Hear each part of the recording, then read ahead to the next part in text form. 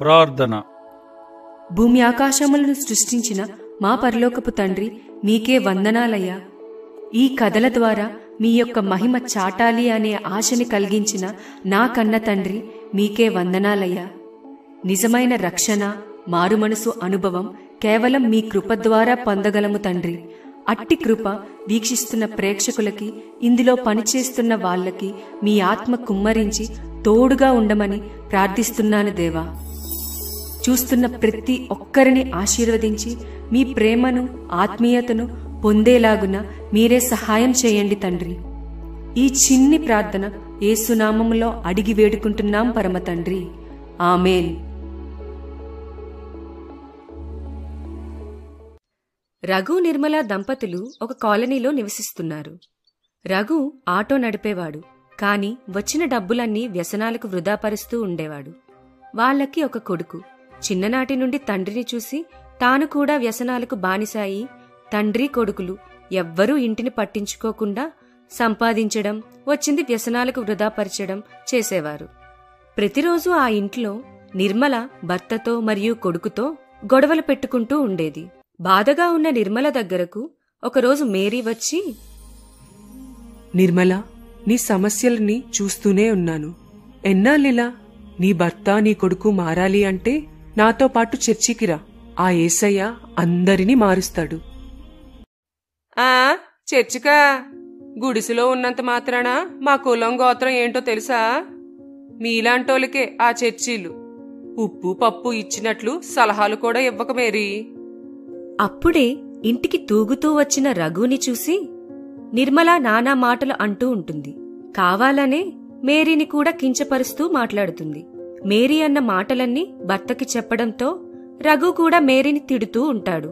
నిందలు సహించమని మన దేవుడు చెప్తే నిర్మల సహనాన్ని కోల్పోయి తిరిగి 2 మాటలు తిట్టి, నా దేవుడు మీ అంతు చూస్తాడు అంటూ తిరిగి తన ఇంటికి వెళ్లిపోతుంది.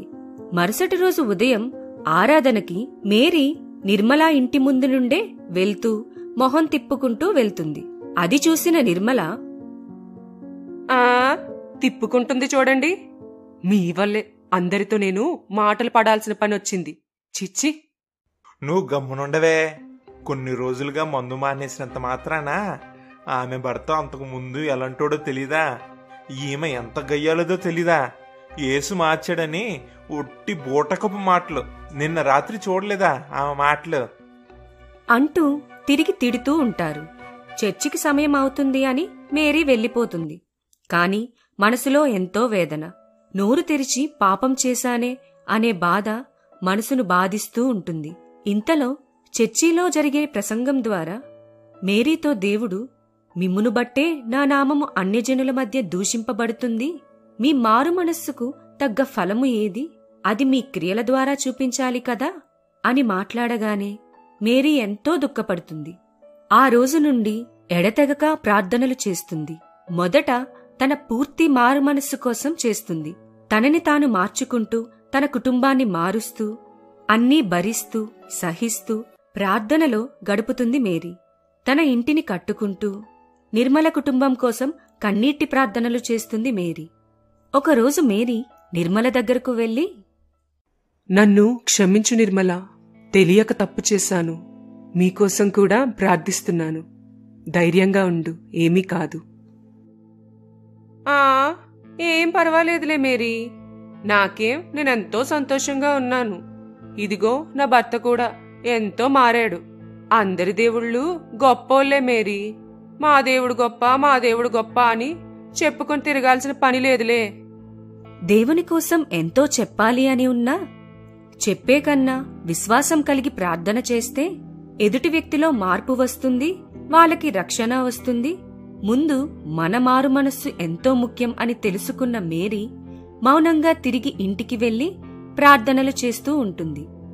ఆ రోజు రాత్రి 12 గంటలకి నిర్మల భర్త మరియు కొడుకు ఇద్దరితో గట్టిగట్టిగా వాగ్వాదం జరుగుతూ ఉంటుంది. అంతా చూస్తున్న మేరీ ఏమీ చెయ్యలేక ప్రార్థన చేస్తూ ఉంటుంది. కొంత సమయానికి అంతా ప్రశాంతమైన వాతావరణం ఉంటుంది.